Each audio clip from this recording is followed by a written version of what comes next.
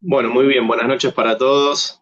Le damos gracias al Señor por otra reunión de estudio, más como lo solemos hacer los días martes. En esta oportunidad vamos a comenzar con una carta del apóstol Pablo, y vamos a estar hablando acerca de Filipenses. Vamos a abordar el capítulo 1. Estamos comenzando con esta carta, y a modo muy breve, a modo de introducción, comentarles, hermanos, que la iglesia de Filipos es una de las primeras iglesias europeas. Generalmente estamos acostumbrados a hablar de varias iglesias de Asia Menor que estarían comprendidas en el territorio de lo que hoy es Turquía, lo que hoy conocemos como Turquía.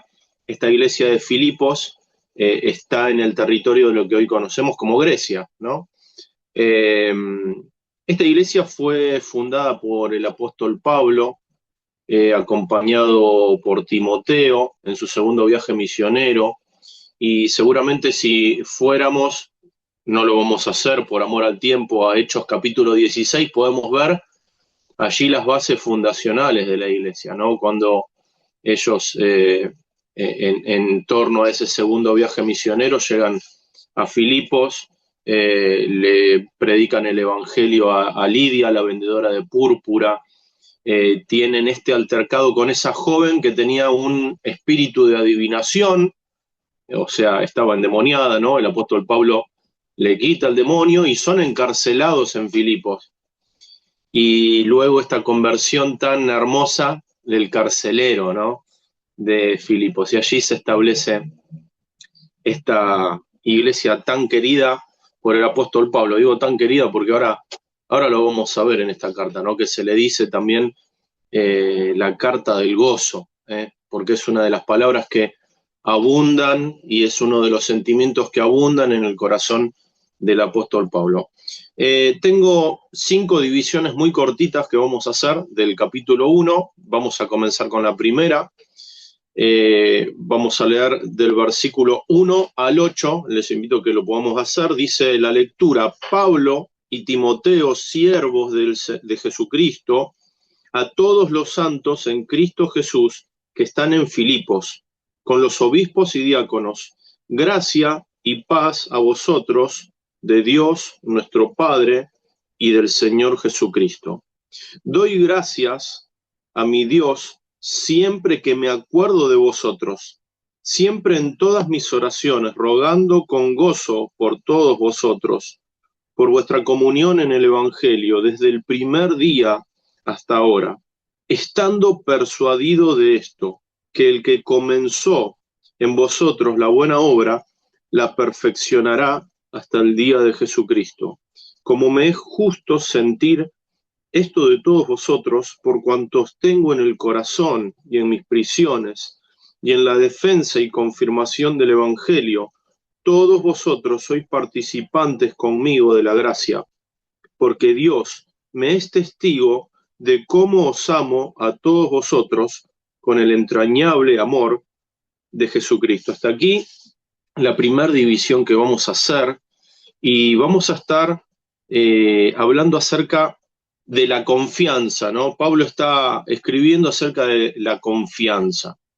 Ahora, el primer versículo, ¿no? Empieza diciendo: Pablo y Timoteo, siervos de Jesucristo, a todos los santos en Cristo Jesús que están en Filipos. Un detalle pequeño: por supuesto, esta carta, esta epístola es escrita por el apóstol Pablo.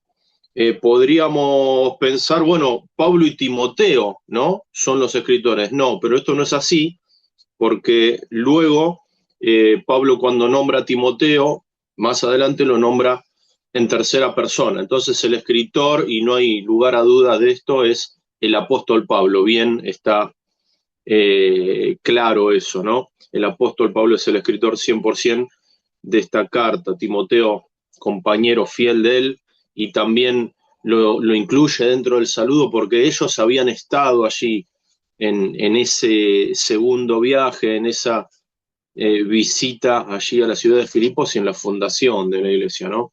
Ahora, me encanta esta palabra, cómo pone aquí. Dice, Pablo y Timoteo, siervos de Jesucristo. Y hermanos, esto a veces a mí me pasa, no sé si les pasa a alguno de ustedes, pero a veces leemos las salutaciones y vamos rápido por ahí. Pero acá hay un detalle que es muy importante en esta salutación, como el apóstol Pablo se nombra con un honor especial. Dice, somos siervos de Jesucristo. Muy lejos de decir, bueno, soy un siervo, qué vergüenza, qué deshonor. No, no, él lo dice con un honor tremendo, con un, permítame decirlo, con un sano orgullo tremendo, porque él es siervo del Señor Jesucristo. Eso es un honor. Eso es un honor. Y cuando hablamos o vemos esta palabra siervos, nosotros los hijos de Dios, que estamos en la iglesia de Cristo, por supuesto, somos siervos también. Servimos en la iglesia. Y esto es un honor, hermanos. Y el primer maestro acerca de lo que es el servicio fue el propio Señor Jesucristo, Juan capítulo 13, ¿no? Juan capítulo 13 es la escuela del servicio. El Señor Jesús, siendo el Rey de Reyes, el Señor de Señores, el Creador de todo, vino a servir. Allí viéndole, en Juan capítulo 13 como ejemplo, ¿no?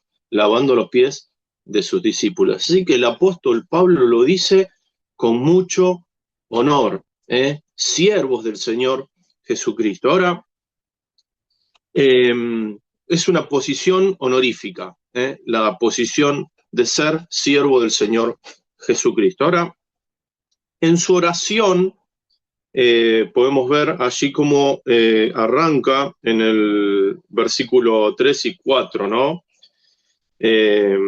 Hablando de dar gracias a Dios y siempre, dice que siempre se acuerda de ellos, dice siempre en todas mis oraciones, rogando con gozo, ahí comienza esta palabra que vamos a ver en muchos de los capítulos, porque es la epístola del gozo, arranca con esto, pero en la oración, el gozo, este gozo que podemos ver acá, es provocado por la vida de cada uno de ellos, de los hermanos de Filipos.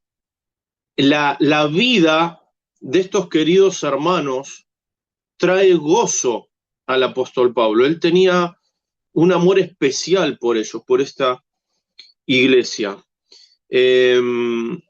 Ahora el ruego que él hace en esta oración, dice en el versículo 5, dice, por vuestra comunión, rogando con gozo por todos vosotros, por vuestra comunión en el Evangelio, desde el primer día hasta ahora. Y qué importante que es, hermanos, la comunión. Acá la palabra, la raíz, la palabra, ¿no? En el griego, para nuestra traducción, que es comunión, es koinonía. Seguramente lo han escuchado muchísimas veces esta palabra. Es muy usada, ¿no? A veces hasta en títulos de reuniones, todo. Y qué importante, hermanos, que es la koinonía, que es la comunión que cada uno de nosotros tenemos, y que disfrutemos de eso, que disfrutemos de la comunión, que disfrutemos de la koinonía. Yo les voy a...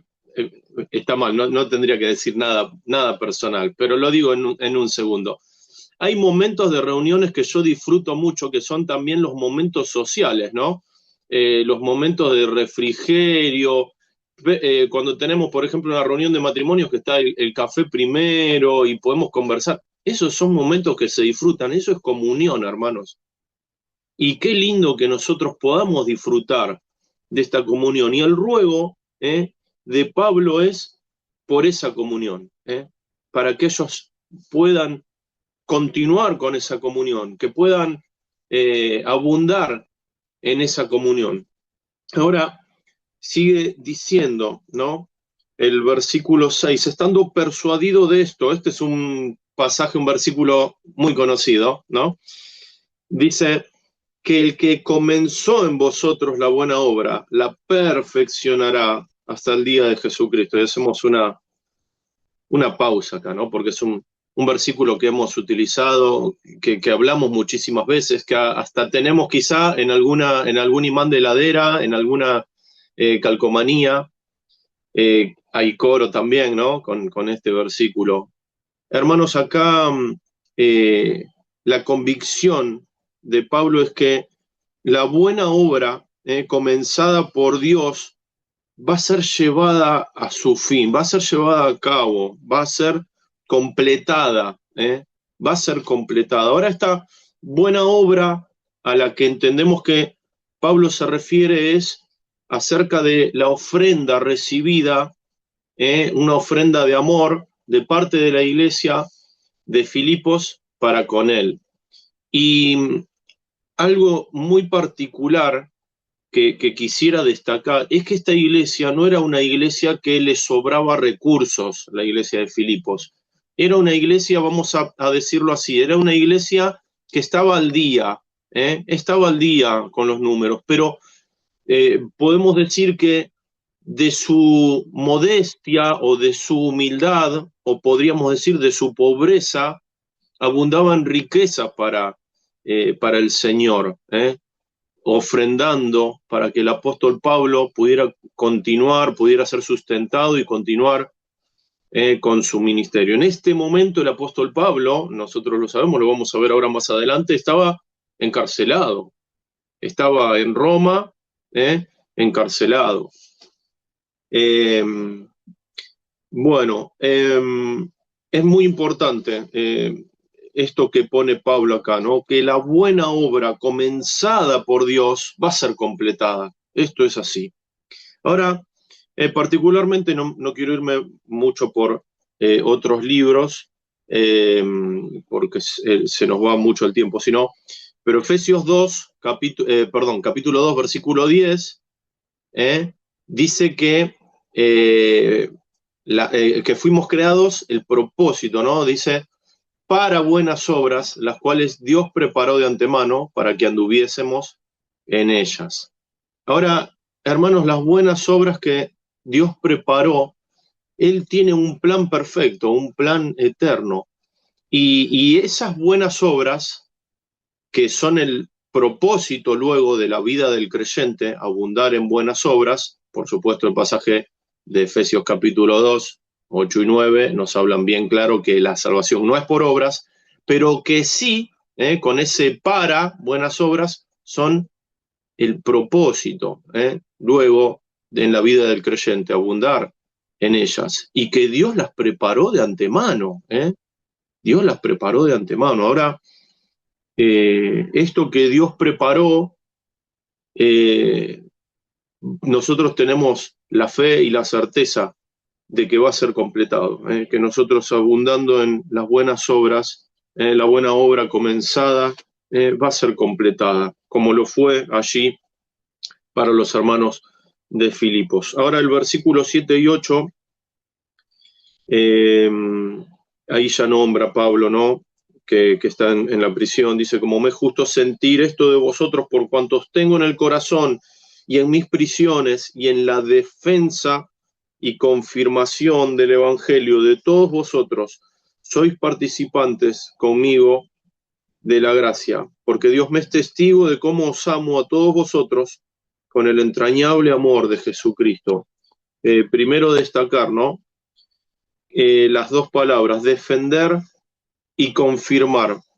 El apóstol Pablo no solamente debía defender el Evangelio, sino demostrar con su vida, garantizar con su vida debía ser una garantía de la validez de lo que decía.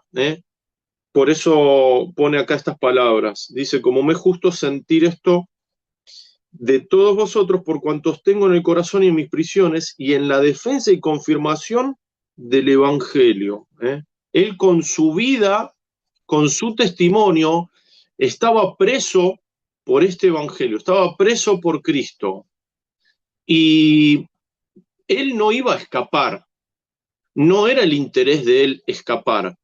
El interés de él era predicar y el interés de él era defender el mensaje del evangelio. Y con su testimonio, con el testimonio de su vida, confirmar que la gente pudiera ver el resultado del evangelio en la vida de una persona, en la vida de Pablo. Bien, vamos a pasar ahora, vamos a leer la segunda división del versículo 9 al 11, dice la lectura, habíamos terminado en el 8, dice, y esto pido en oración, que vuestro amor abunde aún más y más en ciencia y en todo conocimiento, para que aprobéis lo mejor, a fin de que seáis sinceros e irreprensibles para el día de Cristo, llenos de frutos de justicia, que son por medio de Jesucristo, para gloria y alabanza de Dios. Este segundo punto chiquitito, de solamente 3 versículos que leemos, es la constante oración, la oración constante del apóstol Pablo por ellos. Y él pide que la abundancia de amor se manifieste en 2 aspectos. El primero, en la ciencia ya conocida, esto es para que ellos puedan abundar en lo ya conocido de la palabra de Dios y puedan estar en esto, ¿no? Pero también el segundo punto, o la segunda petición es en el conocimiento. Y acá, digamos, la mejor traducción sería en el discernimiento y percepción espiritual, en el discernimiento, que ellos sean capaces de poder discernir. Y algo que es interesante es la palabra del versículo 10. Dice, para que aprobéis lo mejor. Y varias palabras que estuve viendo allí en algún comentario, ¿no? La idea sería, para que aprobéis, sería para que puestos a prueba, para ser probado, para aprobar un examen. Todas esas ideas, la idea de ser probado, de pasar la prueba y de aprobarla, de aprobar el examen, para que ellos puedan aprobar el examen y puedan ser presentados delante de Dios, en el día que nos presentemos delante de Él, y ser hallados de 3 maneras: sinceros, como lo vemos aquí, para que aprobéis lo mejor, a fin de que seáis sinceros, irreprensibles, o sea, sin reproche alguno, y llenos de fruto de justicia. Este tendría que ser, hermanos,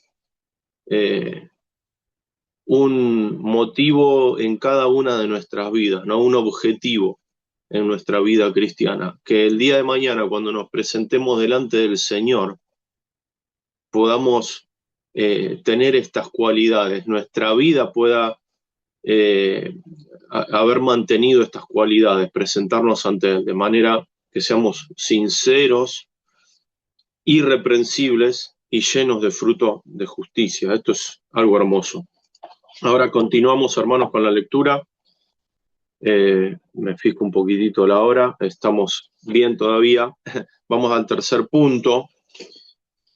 Vamos a leer del 12 al 18. Dice, quiero que sepáis, hermanos, que las cosas que me han sucedido han redundado más bien para el progreso del Evangelio, de tal manera que mis prisiones se han hecho patentes en Cristo, en todo el pretorio y a todos los demás. Y la mayoría de los hermanos, cobrando ánimo en el Señor, con mis prisiones, se atreven mucho más a hablar la palabra sin temor. Algunos a la verdad predican a Cristo por envidia y contienda, pero otros de buena voluntad.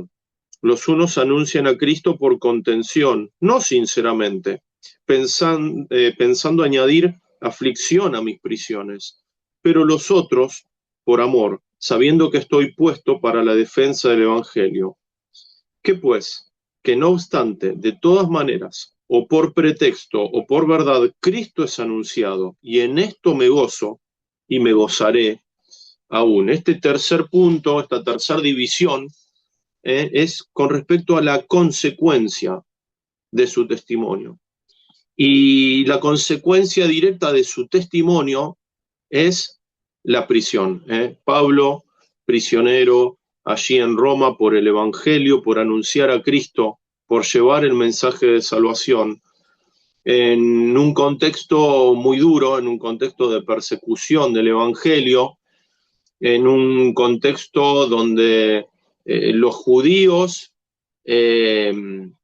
y los fariseos principalmente, a los cuales había pertenecido Pablo en su pasada manera de vivir, no le perdonaban una. Y él relata esto, o sea, de esta consecuencia, y esta consecuencia es la condición de ser un prisionero, preso por el Evangelio, pero muy lejos de callar, quizá pensaban que lo iban a callar, pero la voz y la pluma del apóstol Pablo hablaban más fuerte que nunca, ¿no? Muy lejos de callar, se dispuso a difundir, ¿no?, el mensaje de salvación. Y esto pasó a ser un ejemplo para otros, quizá para hermanos que al principio tendrían miedo, tendrían temor, pero el ejemplo de Pablo le dio más fuerza a los hermanos, como dice en el versículo 14. Dice, y la mayoría de los hermanos, cobrando ánimo en el Señor con mis prisiones, se atreven mucho más a hablar la palabra sin temor. Imagínense, hermanos, en un contexto de persecución, en un contexto donde el Evangelio estaba prohibido, iban a sufrir cárcel, iban a sufrir muerte, los hermanos se atrevían aún más, viendo el ejemplo de Pablo, se atrevían aún más a llevar el mensaje del Evangelio, y sin temor. Los hermanos habían cobrado ánimo al ver el ejemplo de Pablo. Ahora, la preocupación, a partir del versículo 15, ¿no? Vemos que la preocupación máxima del apóstol Pablo era que el Evangelio, que Cristo sea anunciado. Este era lo principal para la vida del apóstol Pablo, la predicación, anunciar el mensaje de salvación, el mensaje de Cristo. Ahora, él nos señala que hay dos tipos de personas, y hay, digamos, dos tipos de predicadores, y los dos no tienen el mismo fin. Pueden tener el mismo mensaje, porque él no está rebatiendo el mensaje, sino lo que está haciendo es hablar sobre la motivación de ellos. Algunos lo hacían con una motivación negativa, por envidia y por contienda, y otros, como en el versículo 17, de buena voluntad, por amor. Bueno, esa es la motivación perfecta, esa es la motivación válida, la única motivación que debería haber. Ahora, uno podría hacer la obra de la predicación por envidia y por contienda. Bueno, el mensaje está siendo dado, probablemente se puedan, porque no se convierten por el poder de las palabras de una persona, sino el Espíritu Santo es el que convence de pecado, de justicia y de juicio. Uno simplemente lleva el mensaje, pero qué tristeza que es que lo hagamos con la motivación equivocada, ¿no? Y que en nuestra vida juntemos heno, madera y hojarasca. Ahora, busquemos siempre la motivación, ¿no?, de buena voluntad, por amor, que es la motivación que le agrada al Señor. Ahora el apóstol Pablo decía en el versículo 18, ¿qué pues? Que no obstante, de todas maneras, o por pretexto o por verdad, Cristo es anunciado, y en esto me gozo y me gozaré aún. Digamos como finalización allí de esta parte, ¿no? Pero siempre busquemos hacerlo con la motivación correcta. Ahora, avanzamos al punto 4. Estamos bien de tiempo, gracias a Dios. Avanzamos al punto 4, vamos a leer del 19 al 26.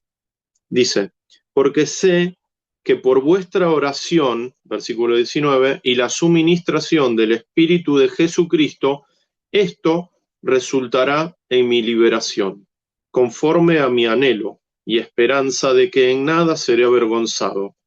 Antes bien, con toda confianza, como siempre, ahora también será magnificado Cristo en mi cuerpo, o por vida o por muerte. Porque para mí el vivir es Cristo y el morir es ganancia. Mas si el vivir en la carne resulta para mí en beneficio de la obra, no sé entonces qué escoger, porque de ambas cosas estoy puesto en estrecho, teniendo deseo de partir y estar con Cristo, lo cual es muchísimo mejor. Pero quedar en la carne es más necesario por causa de vosotros. Y confiado en esto, sé que quedaré, que aún permaneceré con todos vosotros, para vuestro provecho y gozo de la fe, para que abunde vuestra gloria de mí en Cristo Jesús por mi presencia otra vez entre vosotros. Hasta aquí nomás, hasta el versículo 16. Y acá vamos a ver acerca de la convicción de Pablo. Y no es fácil, hermanos, vivir de acuerdo a nuestras convicciones en momentos de depresión y sufrimiento. Obviamente las condiciones en las cuales estaba pasando el apóstol Pablo no son ideales, por supuesto, porque él estaba sufriendo prisión, él estaba preso y obviamente su vida estaba siendo amenazada. Él estaba sufriendo podríamos decir, un estrés muy grande, ¿no? Por esta situación. Pero esto no se configuraba en una barrera o en un problema para que él no avance con el mensaje de la palabra. Eh, Muchas veces nosotros, bueno, no sé, ¿no? Cada uno de nosotros cómo estaríamos en una situación similar, si estaríamos deprimidos, cómo estaríamos, bueno, eso depende de cada uno, ¿no? Eso es muy complejo, no estaría yo a la altura de analizarlo, eh, pero cuando uno está en una situación así, tendería a deprimirse, ¿no? Lejos de que suceda esto. Esto dio un combustible al apóstol Pablo para no callar y para llevar el mensaje. ¿Por qué? Porque él se sostiene en dos cosas. Versículo 19, porque sé que por vuestra oración y la suministración del Espíritu de Jesucristo, esto resultará en mi liberación. Él tenía una esperanza muy grande. Primero en la oración de ellos, en la oración de ellos y de todos los hermanos que estaban orando de él. Y luego dice, utiliza una palabra, ¿no? Dice la suministración del Espíritu de Jesucristo. Y la idea de esta palabra sería como el liderazgo del Espíritu, el liderazgo que el Espíritu ejerce en él. Y esto saben únicamente cómo pasa o cómo sucede, hermanos, cuando yo le digo al Espíritu Santo, acá está el volante, maneja vos, acá está el timón de mi vida, maneja vos. El liderazgo, la suministración del Espíritu, esa palabra tiene que ver, mejor dicha, como el liderazgo del Espíritu. Y él estaba siendo liderado por el Espíritu Santo, estaba siendo lleno del Espíritu, estaba controlado por el Espíritu Santo. Esto es hermoso, hermanos, que nosotros busquemos eso en nuestra vida. Ahora, ahí en el versículo 20 y 21, vemos un pasaje hermoso, ¿no? Dice, conforme a mi anhelo y esperanza de que en nada seré avergonzado. Antes bien, con toda confianza, como siempre, ahora también será magnificado Cristo en mi cuerpo, o por vida o por muerte. Y otro pasaje de memoria, que lo tenemos de memoria en nuestra cabeza, en nuestro corazón, que está en calcomanías y que lo hemos hablado muchísimas veces, porque para mí el vivir es Cristo y el morir es ganancia. Esos pasajes hermosos de la palabra de Dios, pero que tiene mucho para decir. Y esta es la declaración de su convicción, hermanos, porque para mí el vivir es Cristo y el morir es ganancia. Ahí entendemos todo. Cuando escribe esto Pablo, entendemos todo. Hay un evangelista inglés,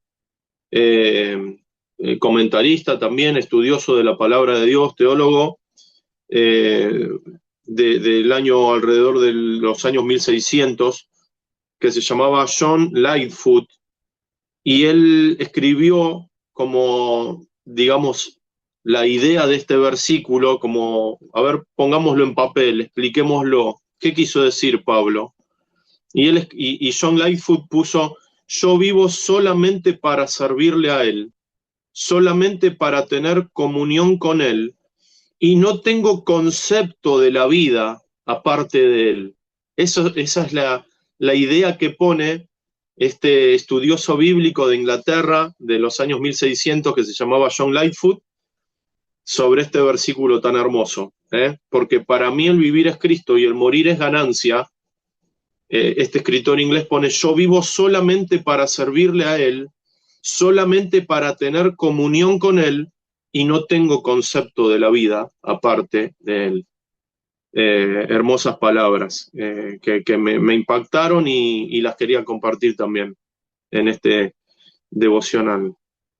Ahora, del versículo 22 al 26, él tenía el deseo ya de partir y estar con el Señor, pero si era necesario y si era en beneficio para ellos y para la difusión del Evangelio, que él siga, para que el Evangelio siga corriendo, estaba dispuesto a continuar. Para él lo mejor era estar con el Señor. Pero si tenía que estar y era en beneficio de la obra, bueno, acá estoy. Eso es lisa y llanamente como lo dice el apóstol Pablo. Vamos a pasar al último punto y ya vamos finalizando. Versículo 27 al 30 y finalizamos el capítulo. Dice, solamente que os comportéis como es digno del Evangelio de Cristo, para que, o sea que vaya a veros o que esté ausente, oiga de vosotros que estáis firmes en un mismo espíritu, combatiendo unánimes por la fe del Evangelio, y en nada intimidados por los que se oponen, para que ellos ciertamente, que para ellos ciertamente es indicio de perdición, mas para vosotros de salvación, y esto de Dios, porque a vosotros os es concedido a causa de Cristo, no solo que creáis en Él, sino también que padezcáis por Él, teniendo el mismo conflicto que habéis visto en mí y ahora oís que hay en mí. El último punto le podríamos decir la conducta exigida, ¿no? Y acá también tomé de un libro, de un apunte de un conocido teólogo también, ya más de nuestro tiempo, Carballosa, y él pone 5 puntos, y yo quiero compartírselos, hermanos. Él pone 5 puntos para que practiquemos este estilo de vida, ¿no?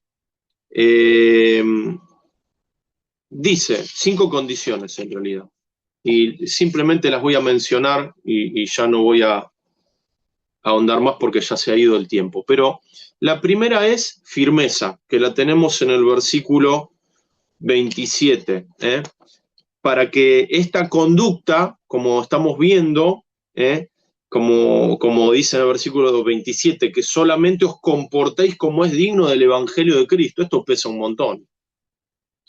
Las personas nos están viendo, hermanos. 24 horas, en el trabajo, en el colegio, en la facultad, en el barrio, haciendo los mandados, en todos lados. Y nuestra conducta dice mucho, dice mucho. Y lo primero es la firmeza. Como dice en el versículo 27. Dice, solamente que os comportéis como es digno del Evangelio de Cristo, para que sea que vaya a veros o que esté ausente, oiga de vosotros que estáis firmes en un mismo espíritu. Siempre firmes en la palabra de Dios, que no nos muevan.